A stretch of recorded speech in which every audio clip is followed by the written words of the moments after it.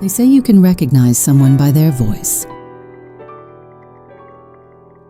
I truly learned who my husband was through the words he spoke when he thought I couldn't hear him.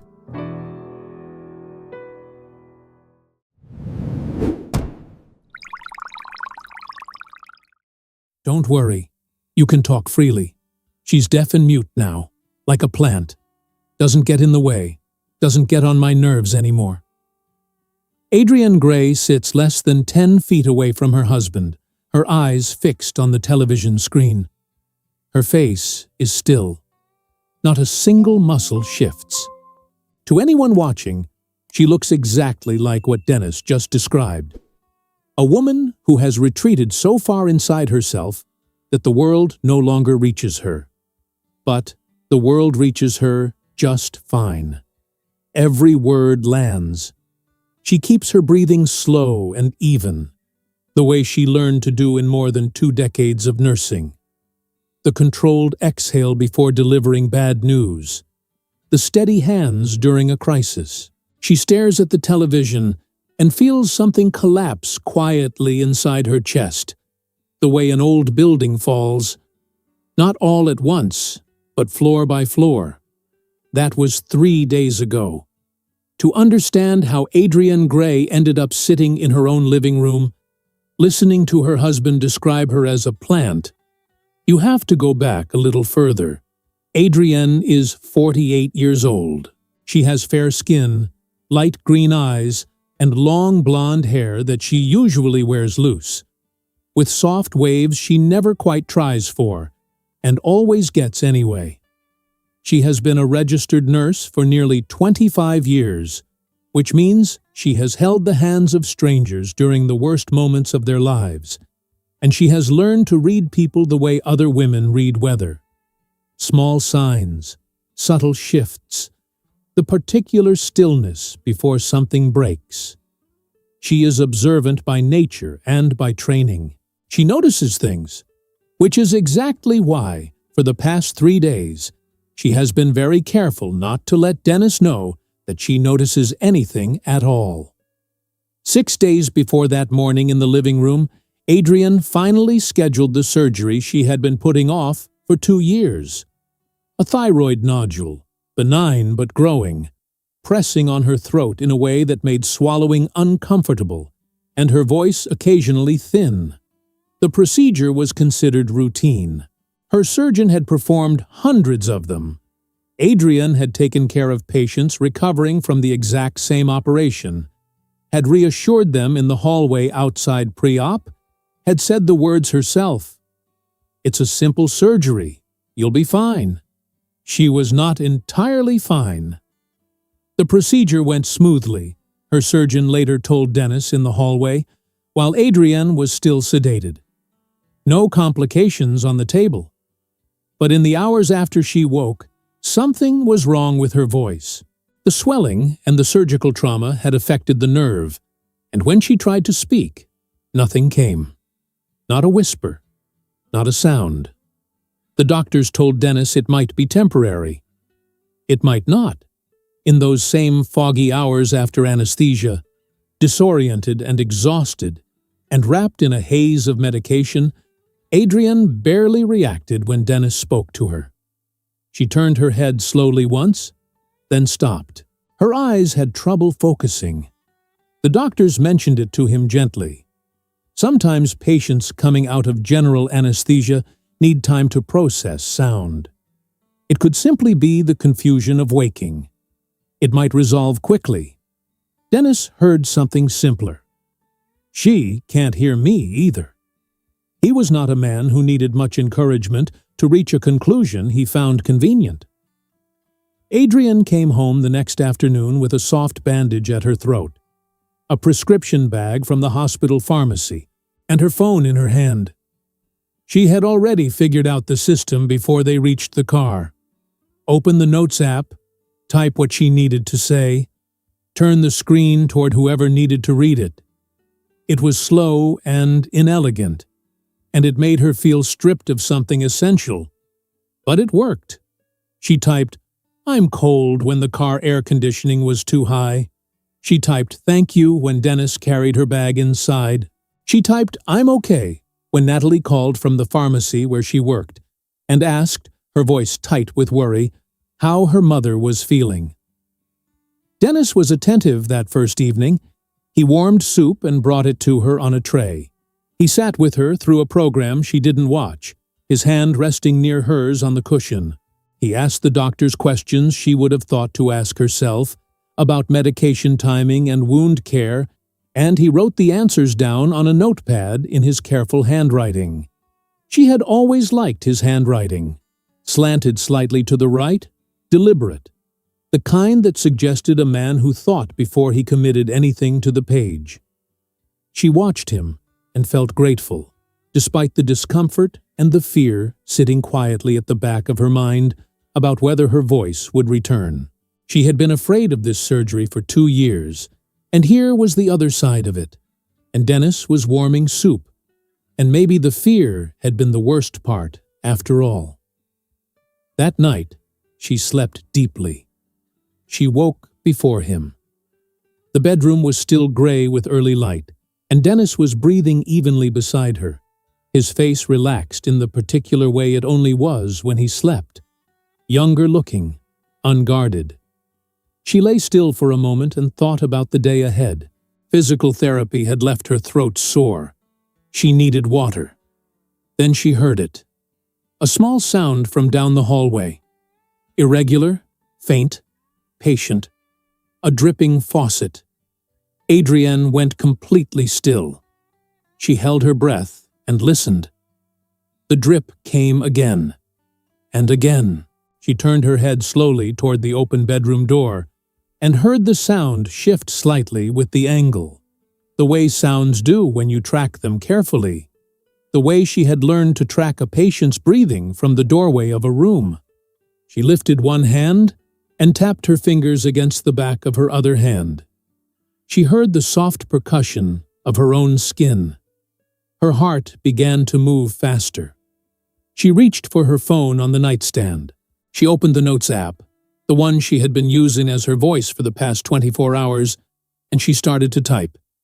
"Dennis, I can hear you." My hearing came back.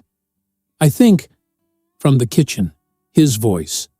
Low, easy, warm in a way she recognized, though she could not immediately place from where. "Good morning, love. Everything went fine. She won't be talking anytime soon. And she still thinks she can't hear a thing. Now it's just a matter of time." Adrienne's thumbs stopped moving over the screen. She read the words she had typed. Then she pressed the backspace key and held it down until the message was gone. In the kitchen, Dennis laughed softly at something the woman on the other end of the line said. The faucet dripped on. Adrienne set the phone face down on her chest and stared at the ceiling while the full weight of those words arranged themselves into something she could no longer unhear. She still thinks she can't hear a thing. Not she. His wife. Her name was Adrienne. She lay there until he finished the call. She heard him open the refrigerator, pour something, and move toward the living room. She picked up her phone again, opened a new note, and typed, "Good morning," with a small, unremarkable smile already prepared for when he appeared in the doorway. That evening, she sat on the sofa with the television on and her phone in her hands, while Dennis answered another call. He stood less than 10 feet away. He did not lower his voice. "Don't worry, you can talk freely. She's deaf and mute now, like a plant. Doesn't get in the way, doesn't get on my nerves anymore." Adrienne kept her eyes on the television. A nature documentary was playing, something about the ocean floor, creatures that lived in complete darkness and had learned over millions of years to generate their own light.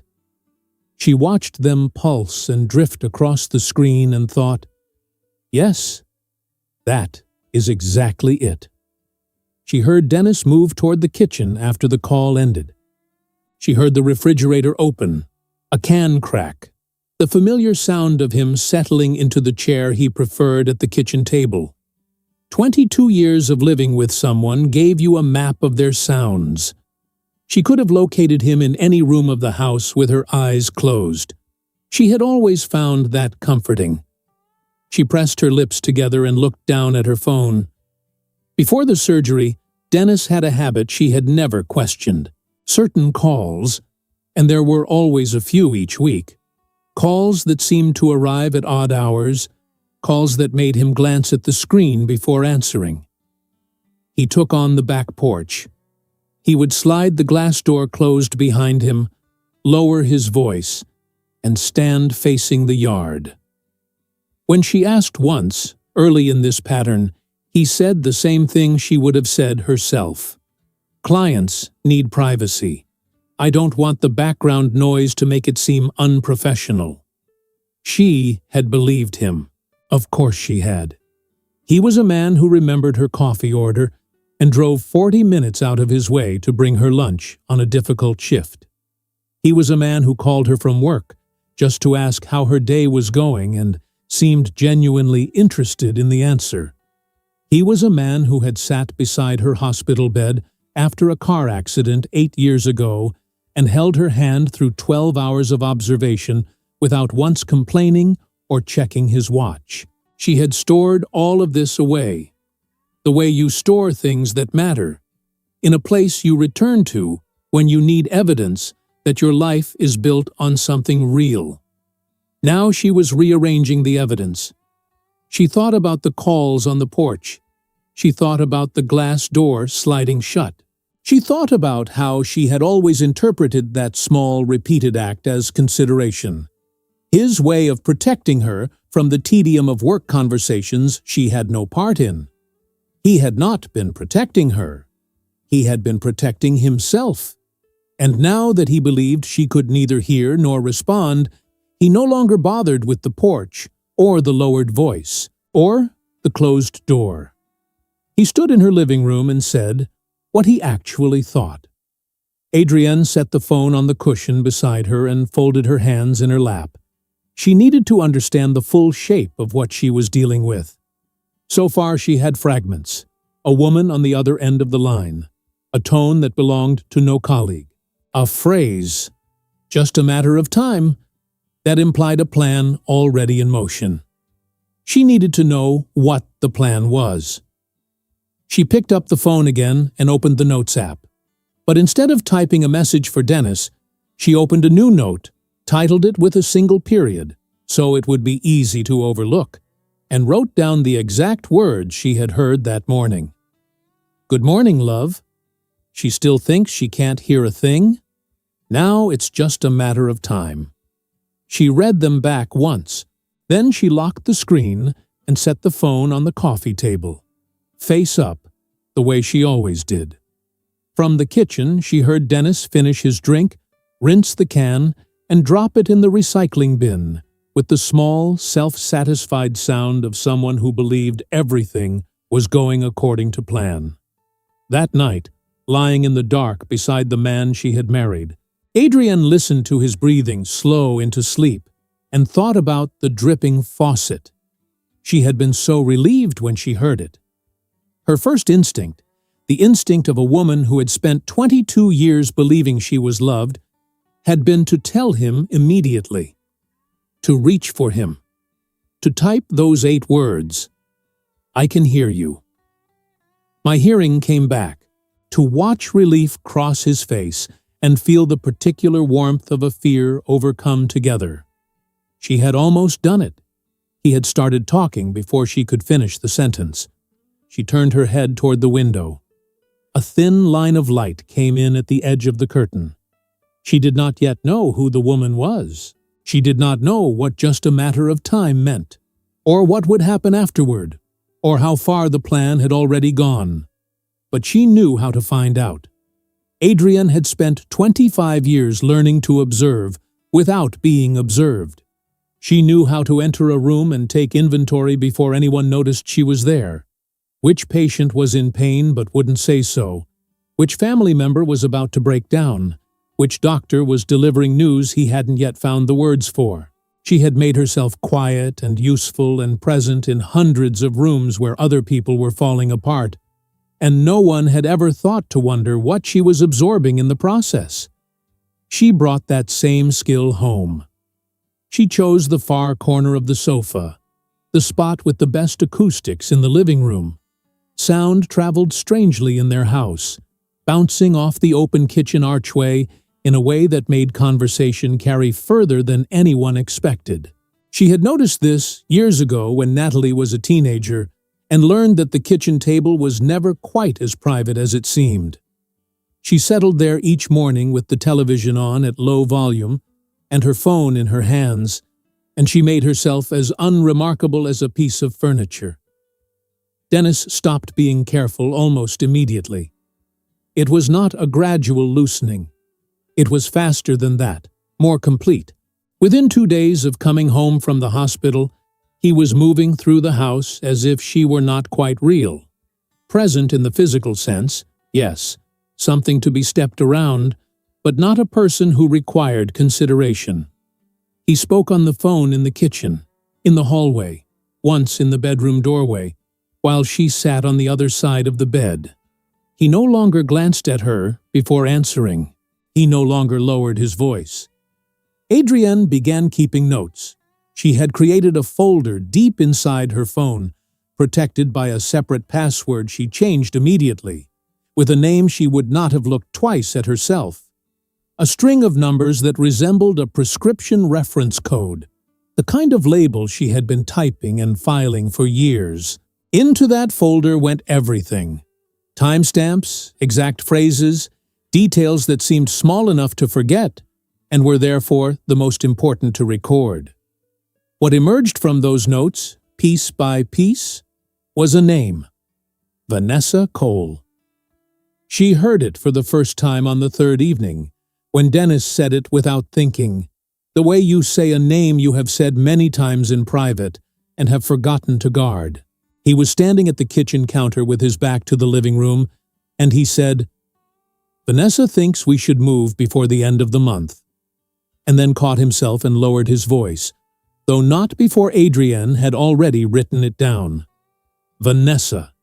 She knew that name. Vanessa Cole. 33 years old, dark hair, a bright professional smile, and a habit of asking questions that seemed like compliments. Dennis had brought her to the family Christmas dinner 8 months ago, introduced her as someone new to the office, someone talented, someone worth knowing. She had sat at Adrienne's table, in Adrienne's dining room, eating food Adrienne had spent 2 days preparing, and she had looked around the house with the particular attentiveness of someone calculating its value. "Your home is absolutely beautiful," she had said, turning slowly in her chair as if taking measurements. "These ceilings, and the light in here, you don't find this in newer construction. How long have you two been here?" Adrienne had answered warmly, because she had no reason not to. She had refilled Vanessa's glass and passed her the bread basket, and thought nothing more of it. Now she understood the interest. The house had belonged to Adrienne's mother. It was left to Adrienne alone when her mother died, 7 years before. The deed carried only her name. Dennis had always known this.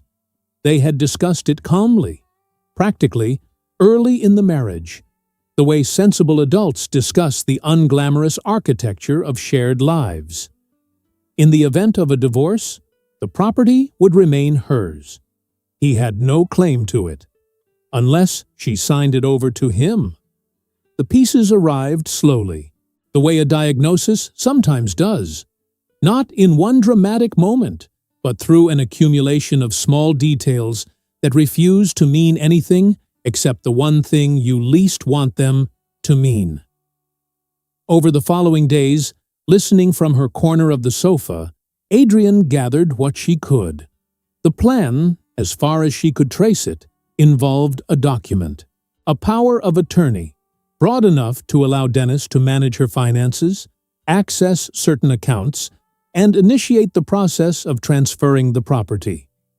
He intended to have her sign it without understanding what it was. She was still turning this over in her mind on the afternoon Natalie came to help organize the paperwork the hospital had sent home with her. There was a considerable amount of it: insurance authorizations, updated beneficiary forms, discharge instructions, medication schedules, follow-up appointment confirmations. Dennis had stacked it in a loose pile on the dining room table, and Natalie sat down to sort it into something manageable, while Adrienne rested on the sofa nearby. Natalie was careful and methodical, the way pharmacists tend to be. She worked through the stack quietly, making two piles: things that needed signatures, things that were informational only. At some point, she paused. Adrienne watched her daughter's hands go still on the table. Natalie picked up a single sheet. Handwritten, not printed. She read it once, then again. Then she turned it over as if the back might explain something the front had not. It was a list, written in Dennis's slanted handwriting. At the top, clearly, was a name: Vanessa Cole. Below it, a column of items that had nothing to do with hospital billing or insurance coverage. Property deed transfer process, POA scope, financial and real estate, beneficiary update timeline, signature requirements, diminished capacity clause. Natalie set the page down very carefully, as if it might break. She looked at her mother. Adrienne held her gaze and waited. Natalie got up from her chair, crossed the room, and crouched in front of Adrienne the way you crouch in front of someone when you need them to understand that what you are about to say is serious. "Mom," her voice was barely above a whisper, "do you know what Dad is doing?" Adrienne looked at her daughter, at the worry in her face, the effort she was making to stay calm, and picked up her phone. She typed slowly and turned the screen around. "I hear everything." Natalie read it, her lips parted slightly. Adrienne typed again. "He doesn't know." Natalie's eyes filled. She pressed one hand over her mouth and breathed through her nose for a moment, steadying herself. Then she leaned closer. "Do you want me to call someone? A lawyer? The police?" Adrienne shook her head once. She typed, "I want everyone to see who he is." Natalie was quiet for several seconds. When she spoke again, her voice was steadier. "What do you need me to do?" Adrienne typed 2 words. "Don't tell." Natalie read them. She held her mother's eyes for a long moment, then gave a small, careful nod. She returned to the dining room table, placed the handwritten list back in the middle of the stack, exactly as she had found it, and continued sorting paperwork with the same methodical quiet she had brought to the task in the first place. When Dennis came home an hour later, Natalie handed him the organized piles and said her mother was tired and needed to rest. He thanked her with the easy warmth he always projected in front of their daughter. The good father voice, the one Adrienne had heard so many times she had stopped registering it as performance. He kissed Natalie on the cheek and asked if she'd eaten. Adrienne watched from the sofa and kept her face still.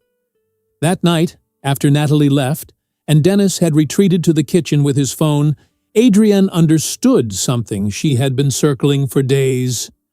Her notes were not enough. Dennis was charming.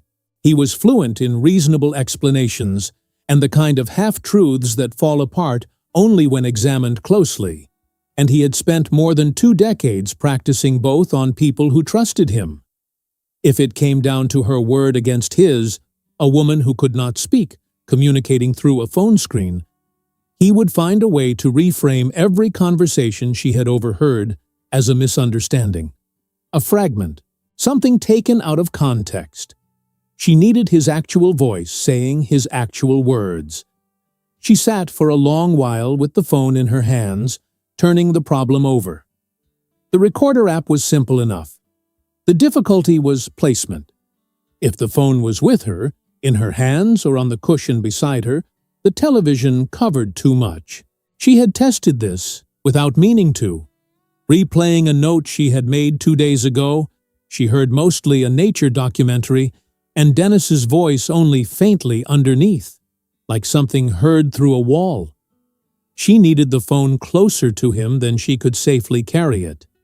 She thought about the kitchen archway, about the particular way sound moved through this house, through rooms she had walked 10,000 times, and knew the way she knew her own hands. Then she thought about the small decorative table at the edge of the living room, the one beside the kitchen entrance, the one that held a ceramic lamp and a bowl where Dennis dropped his keys every evening. He passed it a dozen times a day without glancing at it. It had been there for 11 years. It had become invisible. She waited until he was in the shower. Then she walked to the table, positioned the phone behind the ceramic bowl with the screen facing down and the recorder already running, and returned to the sofa. She picked up the television remote. She adjusted the volume down 3 notches, and she waited. Dennis came back into the living room still damp from the shower, a towel over his shoulder, phone already in his hand. He dropped his keys in the bowl without looking and settled into the armchair across from her. Adrienne kept her eyes on the television. He dialed. 2 rings, and then the voice Adrienne now recognized, the way you recognize a sound that has permanently changed its meaning. The way a car door slamming in a driveway means something different after you have learned to dread it. "Hey." Dennis leaned back in the chair. "Yeah, she's right here. Doesn't matter." A pause while Vanessa said something Adrienne couldn't hear. "I talked to the attorney today," Dennis said. "He's putting everything together. I told him Adrienne and I had already discussed the arrangement, that the power of attorney was just to simplify things while she recovers." He didn't push back. Another pause. "Because that's how you present it," Dennis said, with a patience that suggested he had explained this before. "You don't say she doesn't understand what she's signing.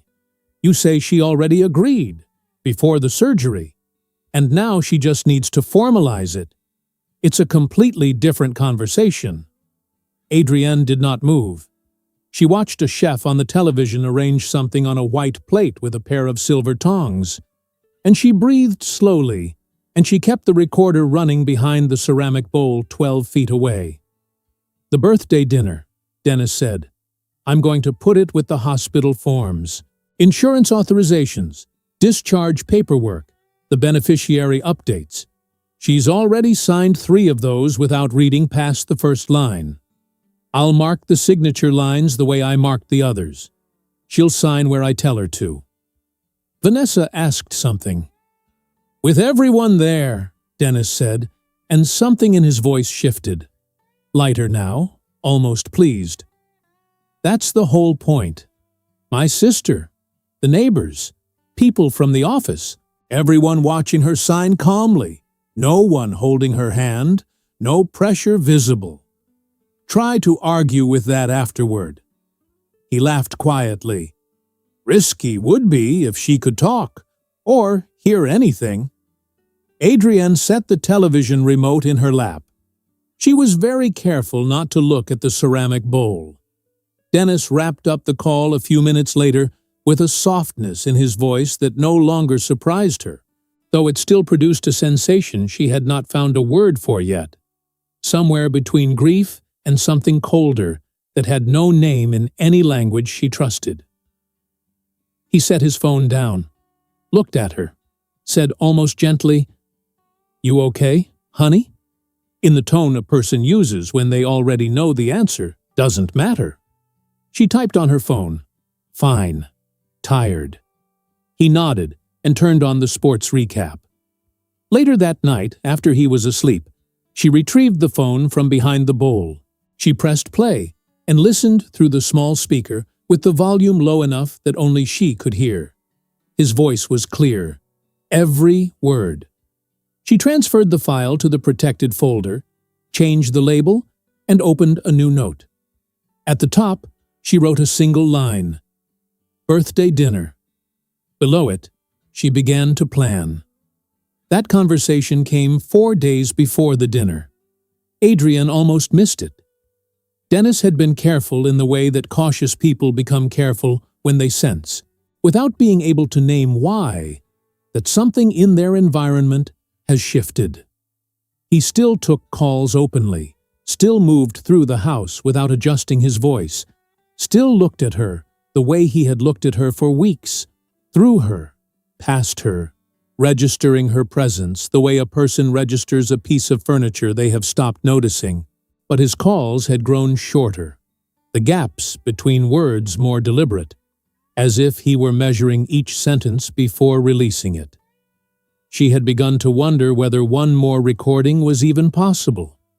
Then, on a Thursday evening while rain came down steadily against the kitchen window, Dennis sat down at the table across from where Adrienne was pretending to scroll through her phone, and called Vanessa on speaker, volume low, the phone flat between his hands. He did it the way people do things they have done so many times they no longer think about them. Habit, certainty, the deep, unexamined confidence of a man who believed the room contained no one capable of listening. Adrienne's phone was already recording. It had been recording for 40 minutes. "Walk me through the order one more time," Vanessa said. Her voice was thin through the small speaker but distinct. Dennis exhaled, settled back in the chair. Top of the stack, the discharge summary. She's seen it already, won't look twice. Under that, the insurance beneficiary update. I already marked the signature line. Then the follow-up authorization from the specialist. Then the power of attorney. He paused. I put a small pencil mark at the corner of each page that needs a signature. She'll see the mark and sign. She won't read the headers. And the attorney? He's reviewing the medical documents only. He'll be there to confirm she signed voluntarily. He doesn't know what's underneath. A brief silence. You're sure she won't hesitate?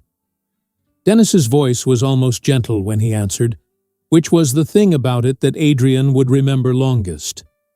She trusts me completely. She always has. That's the one thing I've always been able to count on. Adrienne pressed her thumbnail into her finger, just enough to stay still. After the dinner, Vanessa said, How long before? A few weeks. Long enough that nothing looks rushed. He picked up his phone, turned off the speaker, and stood. It's handled, Vanessa. All of it. He walked past Adrienne on his way to the hallway. He did not look at her. She waited until she heard the bedroom door close. Then she picked up her phone, confirmed the recording had captured all of it, and held the device between both hands for a long moment. She had what she needed. She opened her messages and typed Natalie's name. Bring the drive tomorrow. Natalie arrived the next morning while Dennis was in the shower. She came in through the side door with her coat still on, set her bag on the counter, and looked at her mother. Adrienne held up the phone. The folder was already open, the files listed in order, 12 recordings, 18 pages of typed notes, every date and time accounted for. Natalie connected the drive without a word. The transfer took less than 2 minutes. She confirmed each file, ejected the drive, and slipped it into the interior pocket of her coat, close to her body. Then she sat down across from Adrienne and pressed her hands flat on the table, steadying herself. Is there enough? She whispered. Adrienne nodded. The dinner is in 4 days. Adrienne nodded again. Natalie looked at her mother's face. The pale skin, the careful eyes, the stillness that had stopped being exhaustion weeks ago and become something else, something harder and more deliberate, and seemed to understand that there was nothing left to add. She did not ask what the plan was. She did not offer to call anyone. She only asked the one question that mattered. What do you need me to do that night? Adrian typed slowly. "The sound system in the living room. When I put down the pen, you connect my phone to it." Natalie read it. Her jaw tightened once, then released. "That's all. That's all." They heard the shower cut off. Natalie stood, smoothed her coat, and moved toward the counter to begin making coffee, with the mechanical ease of a person who has had long practice at looking ordinary. Dennis appeared in the kitchen doorway 2 minutes later, his hair damp, his expression unhurried. He looked at Natalie and smiled. "Didn't hear you come in." "Just got here," she said, and handed him a mug. He thanked her, glanced at Adrian with the brief, unseeing look she had grown so familiar with that it no longer felt like anything at all, and carried his coffee to the window. Adrienne sat with her phone in her lap. Outside, the sky was the flat, colorless gray of early winter. A branch moved against the glass, without any wind she could detect, just its own slow weight. She watched it for a while, then looked down at the screen. She thought about her mother sitting at this same table, reading documents twice before she touched a pen, teaching Adrienne nothing in particular, and everything that mattered. She locked the notes folder, set the phone down.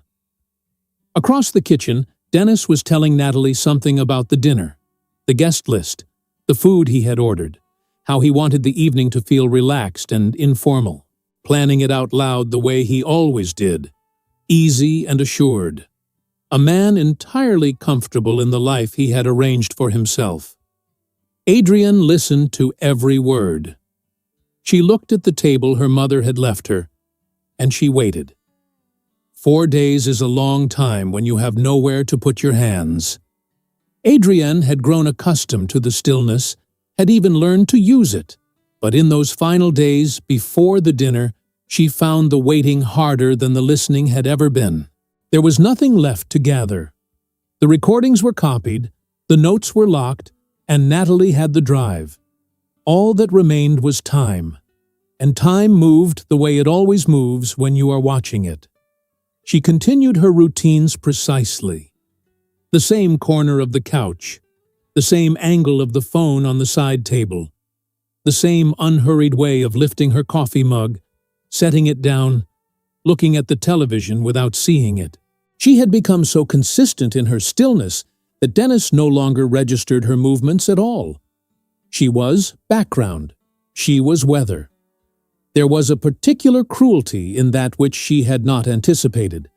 Not the betrayal itself, which had arrived with its own sharp and clarifying pain, but the discovery of how easily she could disappear from a room while still sitting in it.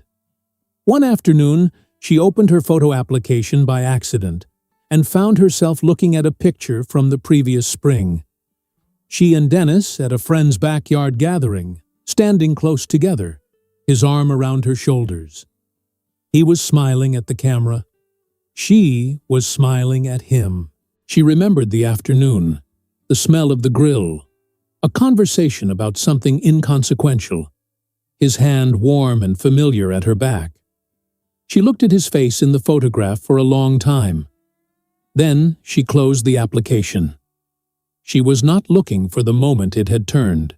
She had given up that search in the first week, when she understood that there might not be a single moment at all, only a slow and private recalculation he had made somewhere inside himself, about what she was worth, and what she could be moved aside for, and how much easier all of it became once he believed she could no longer hear him. The night before the dinner, she could not sleep. She lay in the dark beside Dennis and listened to his breathing even out and slow. He slept without difficulty. He always had. She thought about the first time she had heard him laugh, at a table in a hospital cafeteria where she was eating alone, and he had sat down across from her without asking, certain she wouldn't mind. She had not minded. She had, in fact, leaned forward slightly, wanting to hear what came next. She had been leaning toward him for 22 years. She looked at the ceiling in the dark and felt the grief of that pass through her. Not the sharp kind, but the long, settling kind that lands in the body and simply stays. Then she turned her head to look at the window. Morning was coming. The dinner was tomorrow. She had his voice. She had the order of the documents. She had Natalie. She was ready. She put on the dress she had chosen 4 days earlier. It was a deep navy blue, simple in cut, the kind of thing she wore to events where she wanted to be present without demanding attention. She had bought it 2 winters ago for a hospital fundraiser, and Dennis had said, when she came downstairs that night, that she looked like herself. She had taken it as a compliment. She still thought it was one, though it belonged now to a different version of the evening than the one she had imagined when she chose it. She stood at the bathroom mirror and looked at her reflection. Her hair was down, the way she wore it when she wasn't working. The soft waves she had never bothered to change because Dennis had once said, early in their marriage, that he liked it that way. She had simply continued. That was the kind of woman she had been. Continuous, accommodating in the small, unnoticed ways that accumulate over decades into something that looks like devotion. She picked up her phone from the edge of the sink and checked the notes folder one last time. 12 recordings, 18 pages. All of it locked, all of it copied. The drive safe in the interior pocket of her daughter's coat. She locked the folder and set the phone in her purse. In the kitchen, Dennis was arranging things on the counter with the focused energy he always had before social occasions, straightening, adjusting, making certain the room looked the way he intended it to look. He had ordered food from a restaurant they both liked, set out the good serving dishes, opened a bottle of wine to breathe. He was humming something low under his breath. He looked up when she came in. "You look nice," he said. She smiled. She nodded once in the direction of the table, a mild gesture meaning nothing in particular, and he took it to mean she was pleased with the setup and turned back to what he was doing. She stood in the kitchen doorway for a moment, watching him arrange things that were not his to arrange in a house that was not his to sell. The first guests would arrive in an hour. Natalie came early, as agreed. She came in through the side door with a bottle of sparkling water and a composed expression that cost her more than it showed. She kissed her mother's cheek, set the water on the counter, and caught Adrienne's eye for just a moment. Adrienne gave the smallest nod. Natalie moved into the living room and spent 3 minutes doing nothing in particular near the sound system before drifting back to the kitchen to help with the glasses. Dennis didn't notice. The door opened.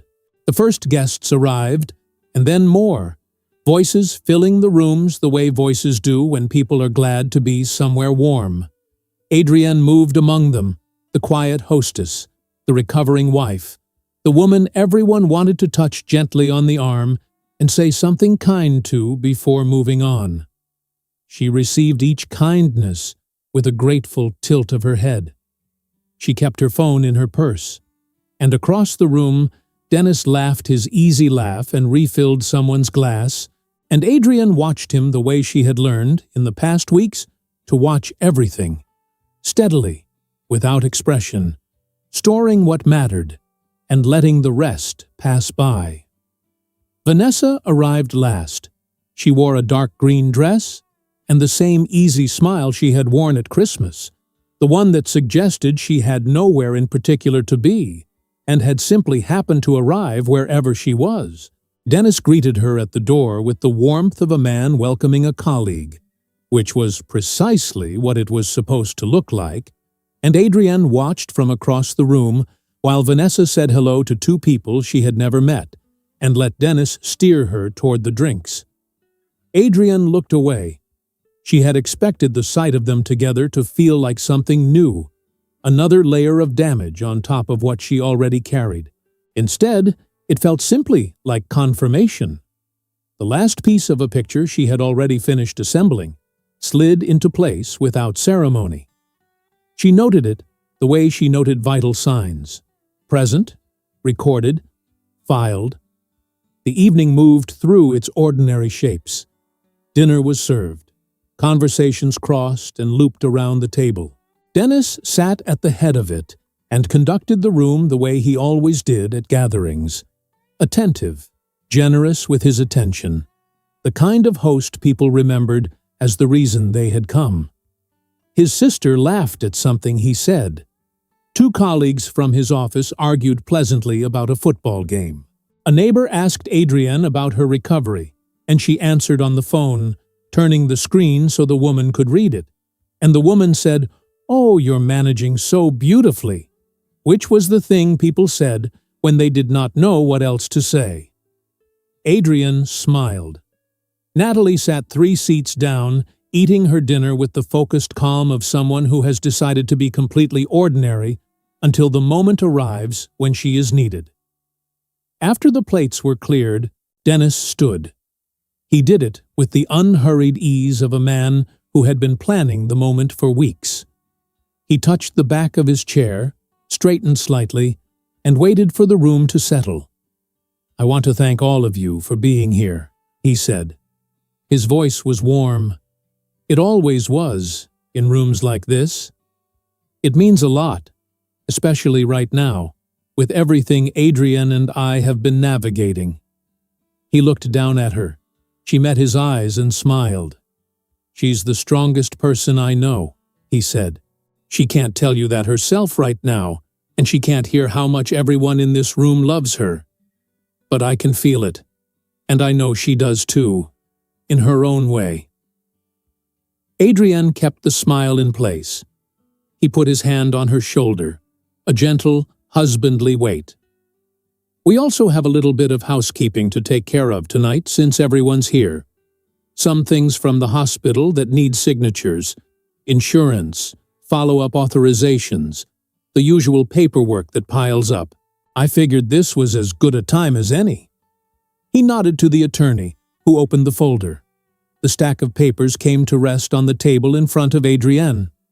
Dennis placed a pen beside it and smiled down at her with the patient, tender expression of a devoted husband caring for his wife in a difficult moment.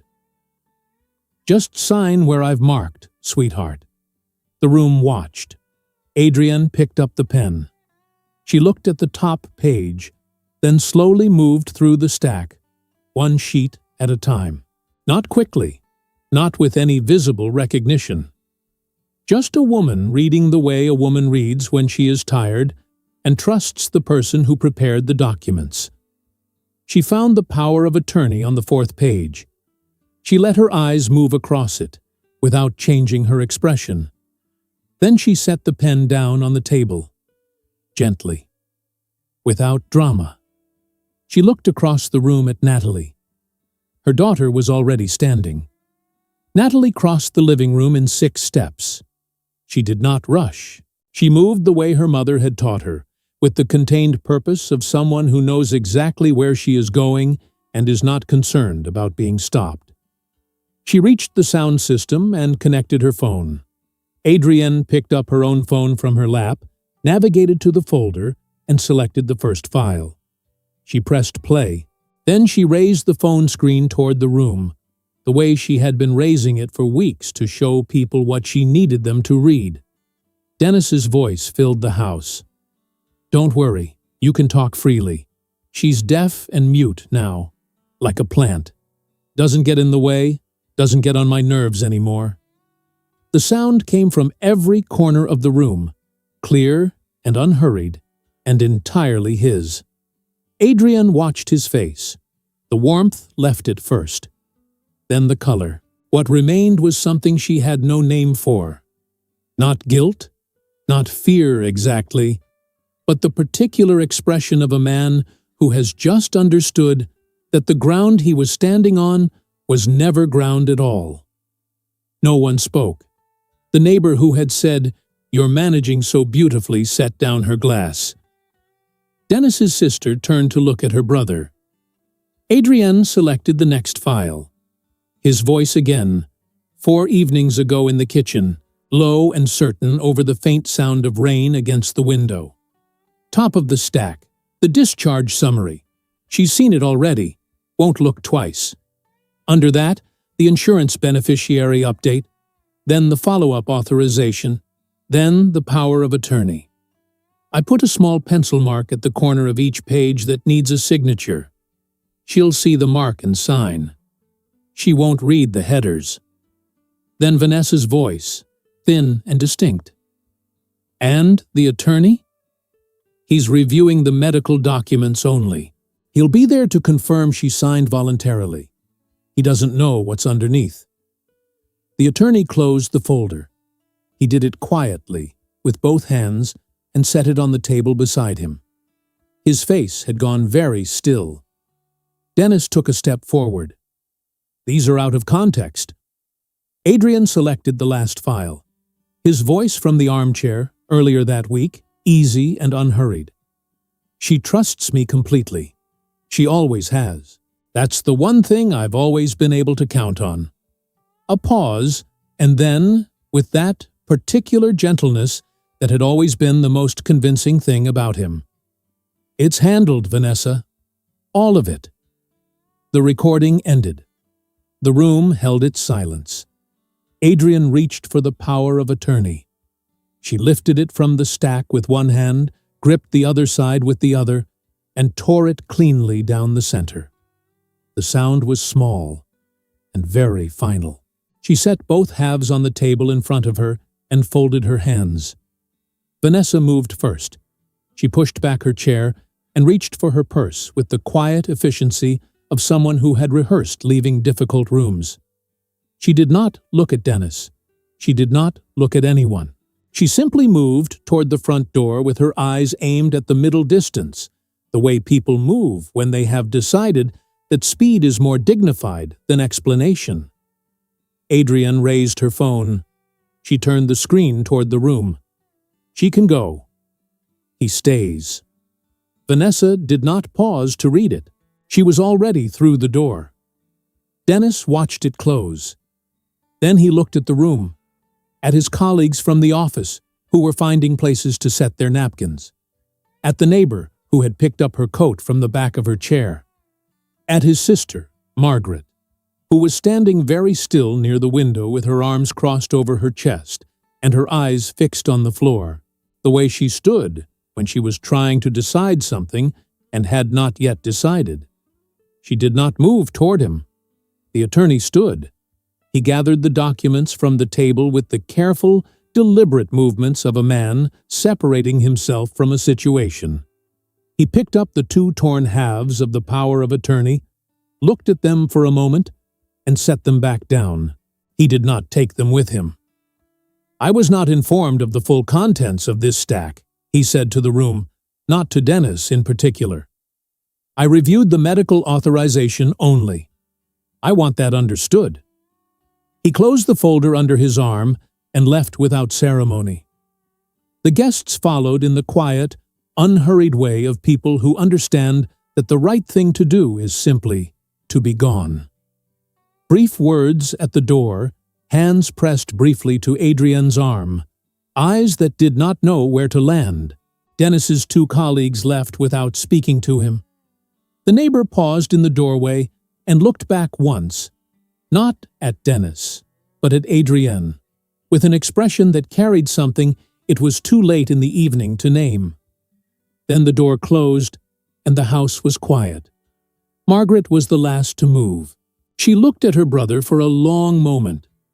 Not with anger, Adrienne thought, but with the flattened expression of someone looking at a thing they have to carry now, whether they want to or not. She picked up her coat.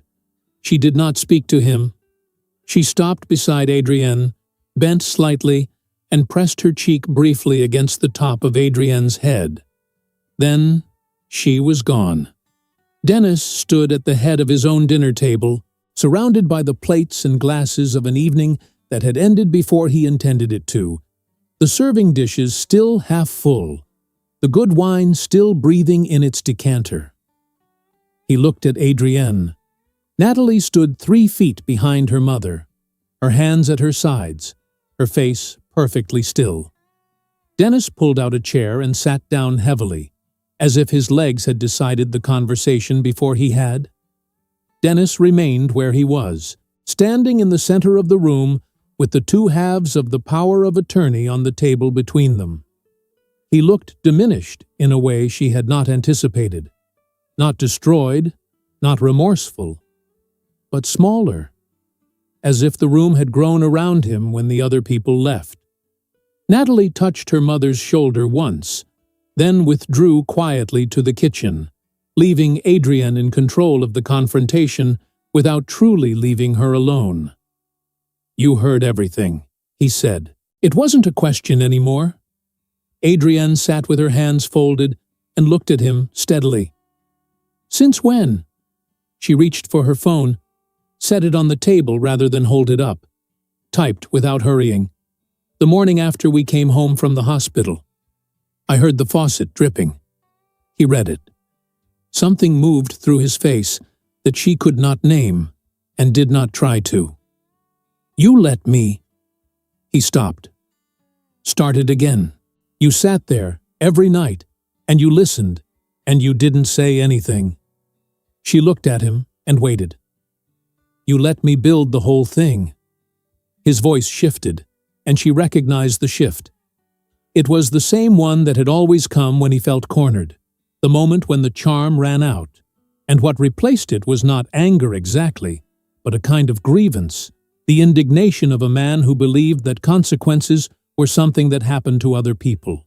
"You could have stopped this weeks ago. You could have said something. Instead, you watched."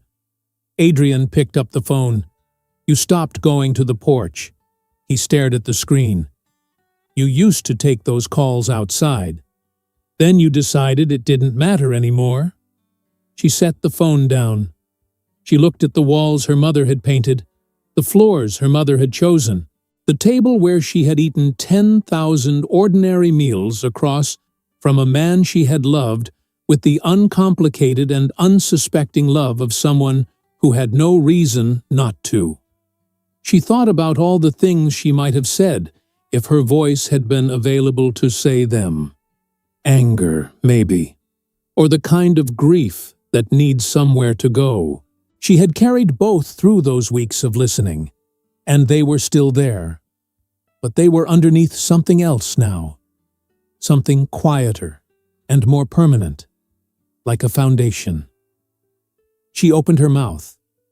Dennis watched her. The first attempt produced nothing, just the effort of it, visible in her throat, in the slight forward tilt of her chin.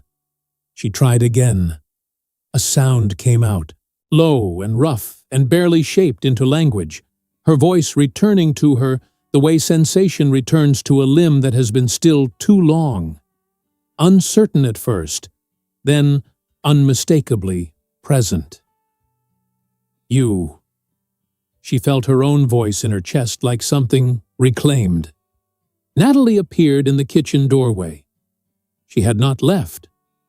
She stood very still, one hand against the door frame, and her eyes filled without any sound at all. Adrian breathed, steadied herself, forced the words through one at a time, each one costing something, each one worth it. "You called me a plant." Dennis did not move. Her voice was barely above a whisper, ragged at the edges, entirely her own. "But plants have roots." She looked at him for a long moment. Then she looked at the room around her. The walls, the table, the window where the winter dark pressed flat against the glass.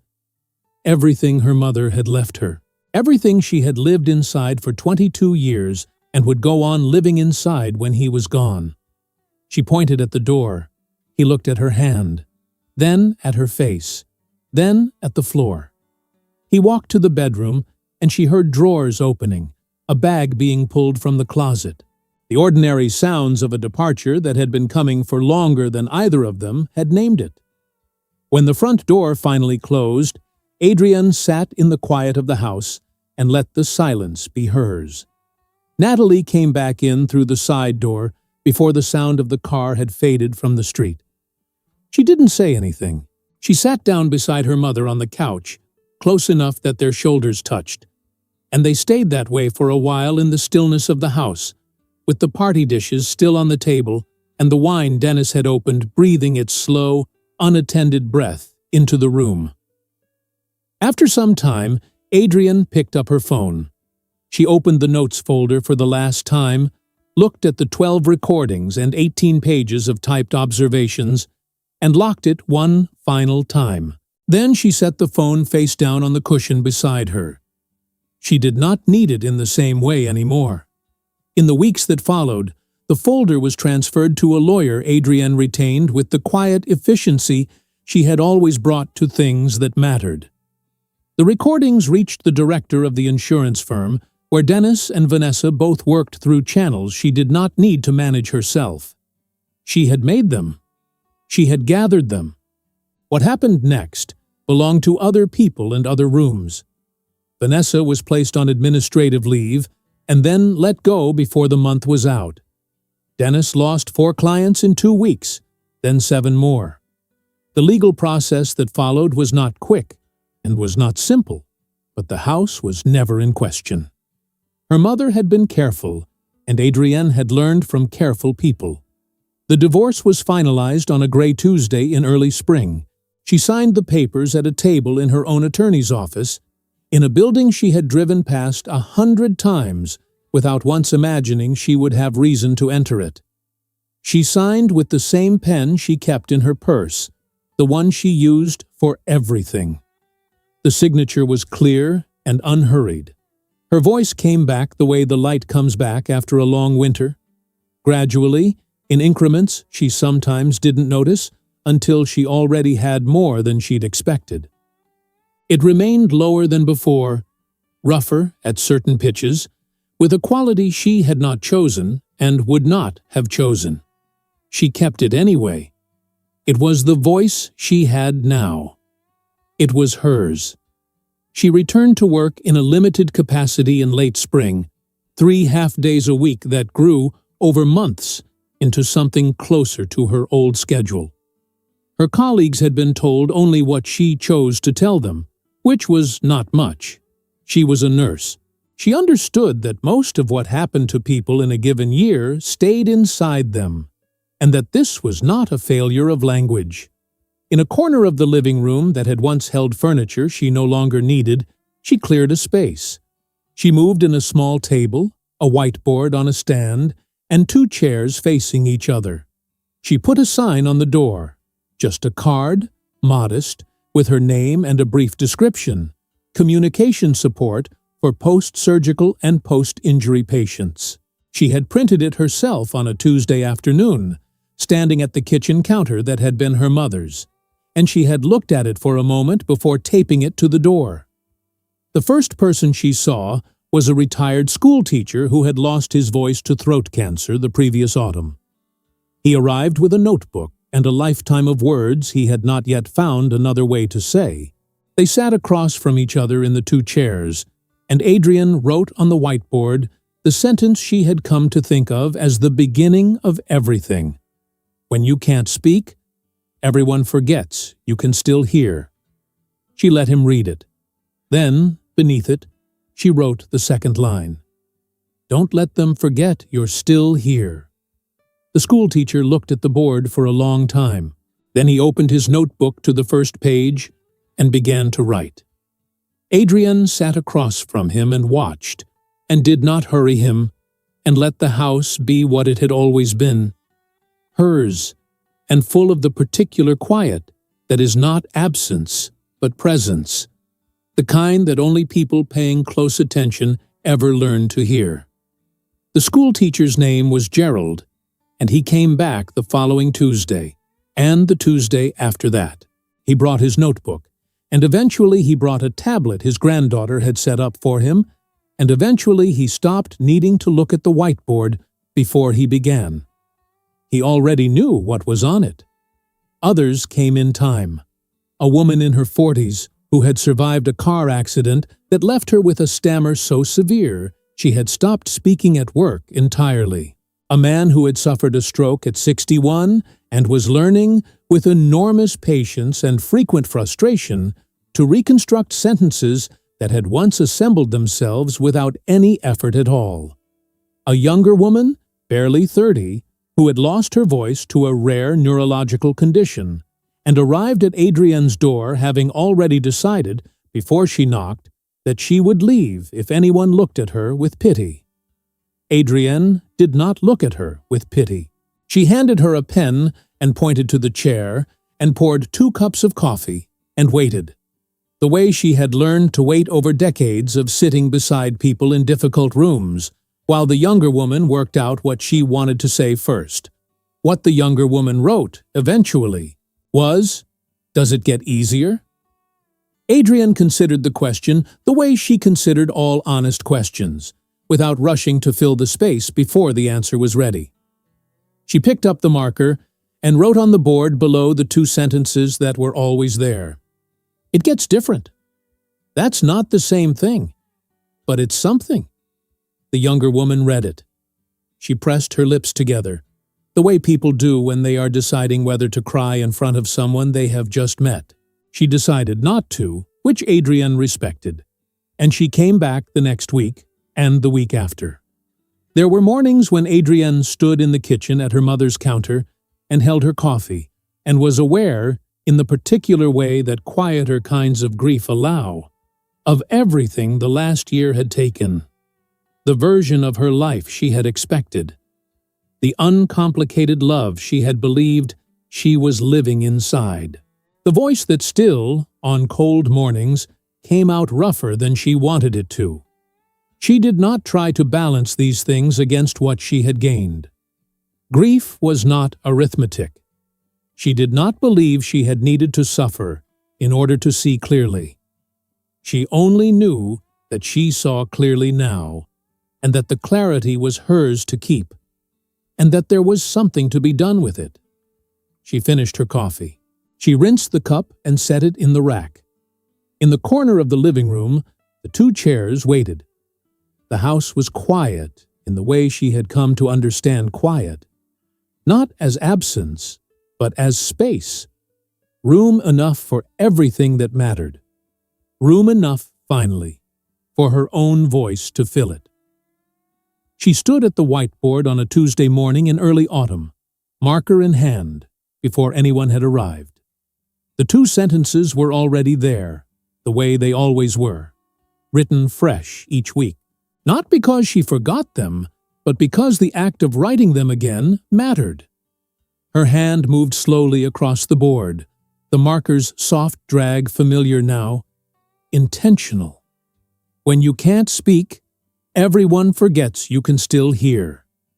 She stepped back, read it, then wrote the second line beneath it. "Don't let them forget you're still here." She set the marker down and looked at what she had made. Dennis had believed he was describing something diminished. A woman reduced.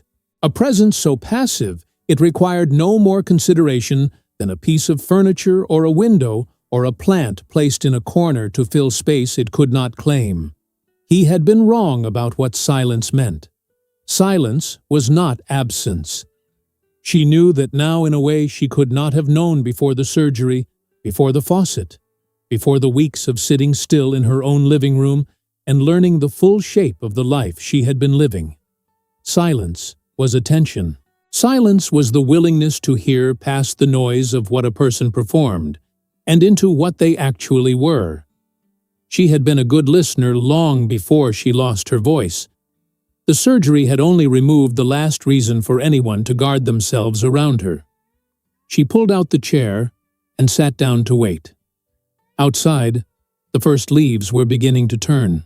She could see them through the window her mother had chosen, in the house her mother had left her, on the street that had been hers through every version of herself she had so far managed to become.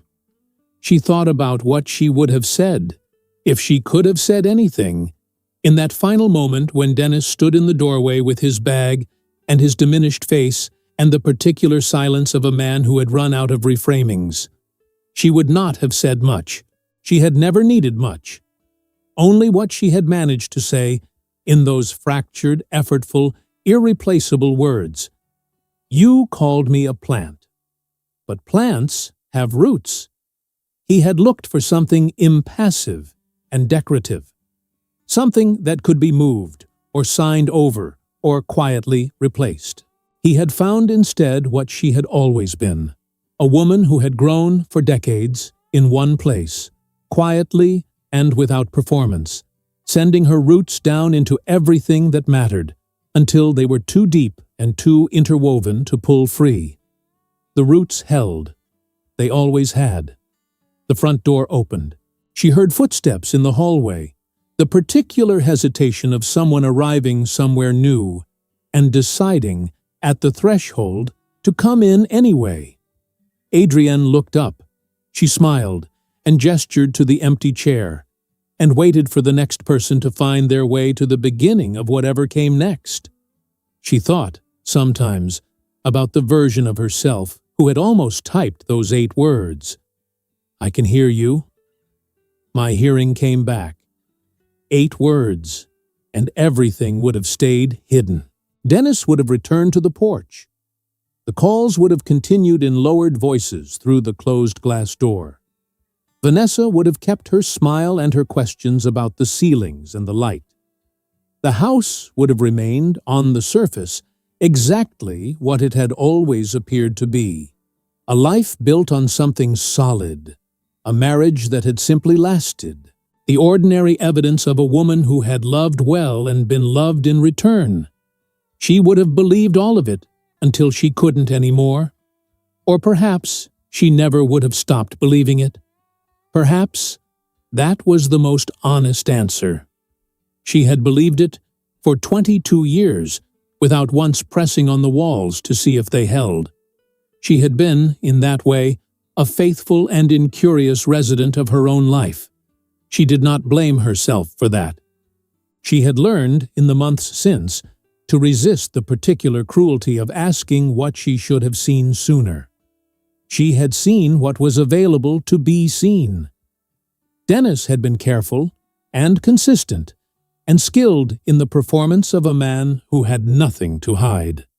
The surgery had not made him into someone different. It had only removed the last obstacle between who he was and who he allowed himself to become in the presence of someone he no longer feared. That was the thing she had turned over most often in the long, quiet mornings at her mother's counter. Not that the surgery had given her something, not that the suffering had been necessary or purposeful, or part of some design she was meant to be grateful for. She was not grateful for the pain.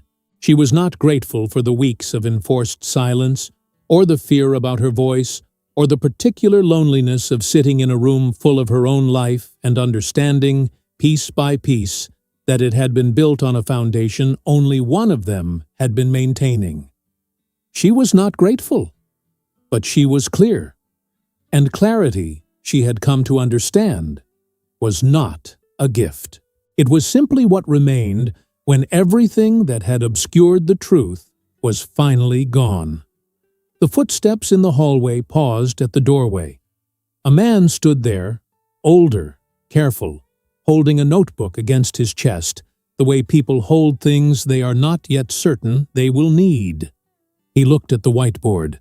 He read both sentences slowly, the way a person reads something they recognize without knowing from where.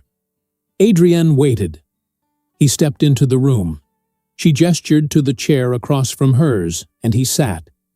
And she uncapped the marker, and outside the window the autumn light moved through the turning leaves and fell across the floor of the house that had always, through everything, been hers.